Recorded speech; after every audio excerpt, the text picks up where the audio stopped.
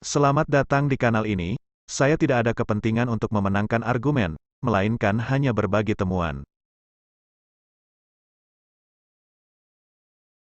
Di episode sebelumnya, saya menyampaikan pengertian agama yang populer di Indonesia, yaitu agama sebagai suatu sistem kepercayaan, yang mana ia mencakupi tata cara, cara pandang atau dogma ajaran, atribut, dan sebagainya. Yang dalam pandangan saya, layaknya sistem akan memberikan kemudahan untuk suatu pengendalian. Hal ini bisa jadi baik, tapi bisa juga menjadi buruk, tergantung pada tabiat si pemegang kendali dari sistem tersebut. Mari kita lihat faktanya, agama telah menjadi persoalan bangsa ini yang berulang terus-menerus. Bentrokan dan keributan, banyak yang dilatar belakangi motif agama, baik di tingkat individu maupun kelompok. Mau sampai kapan, kita menjadi bagian dari tradisi yang demikian buruknya? Di episode ini, saya akan sampaikan pengertian agama lainnya, yang kurang populer. Istilah agama, bisa kita dapatkan dalam ajaran Hindu, ada yang disebut agama, ugama, igama. Ini memberi petunjuk bahwa, bahasa Sanskerta sebagai bahasa asli ajaran Hindu, mengenal istilah agama. Dan memang demikian adanya, agama dalam bahasa Sanskerta artinya, adalah jalan, cara, atau pendekatan. Bentuk jalan ini, bisa berupa teknik, metode, pemahaman, ritual, dan lain sebagainya. Jika membicarakan spiritual, tentu saja pendekatan yang dimaksud adalah pendekatan kepada Tuhan. Itulah makna spiritual sesungguhnya, yang tidak menduakan Tuhan. Saya bukan satu-satunya yang memahami agama seperti itu, ada orang-orang lainnya yang lebih dahulu sudah memahami agama sebagai jalan, cara, pendekatan kepada Tuhan, karena memang itulah makna kata agama dari segi linguistik. Ada pepatah tua yang sangat mewakilkan apa yang ingin saya sampaikan, yaitu pepatah yang berbunyi, banyak jalan menuju Roma.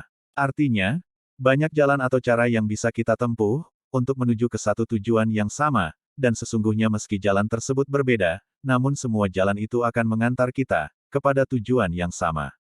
Tinggal kita memilih jalan mana yang paling cocok dengan keadaan kita. Karena kita masing-masing berangkat dari keadaan yang berbeda, berangkat dari kondisi yang unik.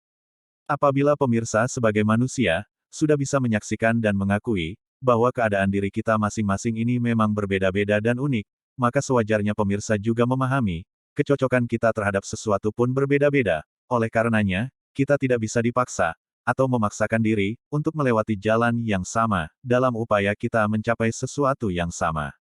Karena, bisa jadi teknik yang satu berhasil mengantarkan seseorang mencapai tujuannya, tapi belum tentu teknik tersebut berhasil juga untuk yang lainnya, bahkan pemahaman yang sama, belum tentu ditangkap sama antar individu satu dengan yang lainnya.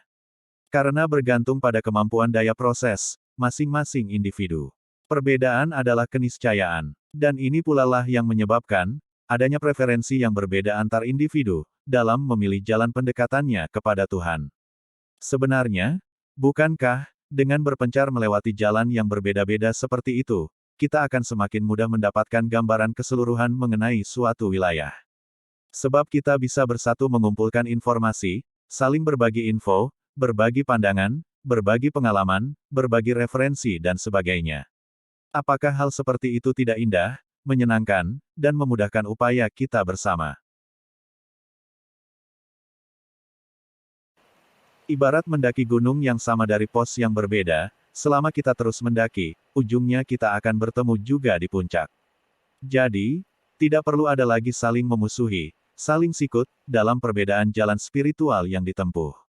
Tidak perlu ada lagi persaingan ego, kelompok agama mana yang paling benar, pendapat aliran agama mana yang paling diridhoi Tuhan, karena hal tersebut hanya akan menjadi penahan, bahkan sumber petaka dalam perjalanan kita, untuk mendekatkan diri kepada Tuhan.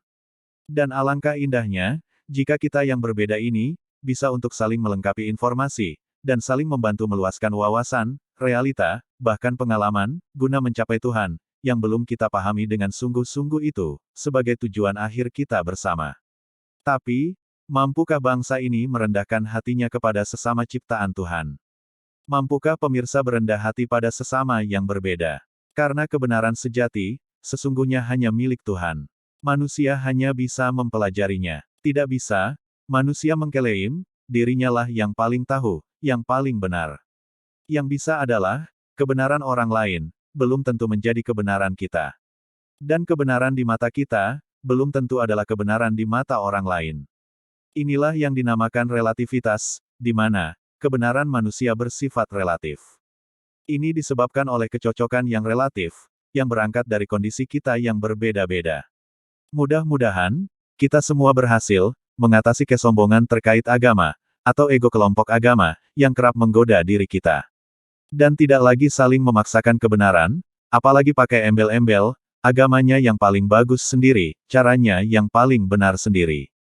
Di episode selanjutnya, saya masih akan menyampaikan hal yang tidak jauh dari ini. Yakni mengenai kata agama yang dipilih sebagai terjemahan dari kata din di dalam Al-Quran. Mohon maaf sebelumnya, saya menggunakan Quran bukan karena saya anggap kitab ini yang paling benar sendiri, namun karena saya rasa kitab inilah yang paling dekat dengan saya dan mayoritas target proyek ini. Saya pribadi sangat menolak fanatisme terhadap suatu ajaran agama kelompok tertentu.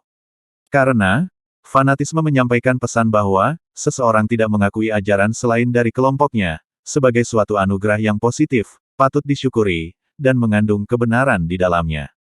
Padahal, segala ajaran yang mengandung nilai yang luhur adalah bersumber dari sang sumber itu sendiri, yaitu Tuhan, yang meliputi segala di alam ini.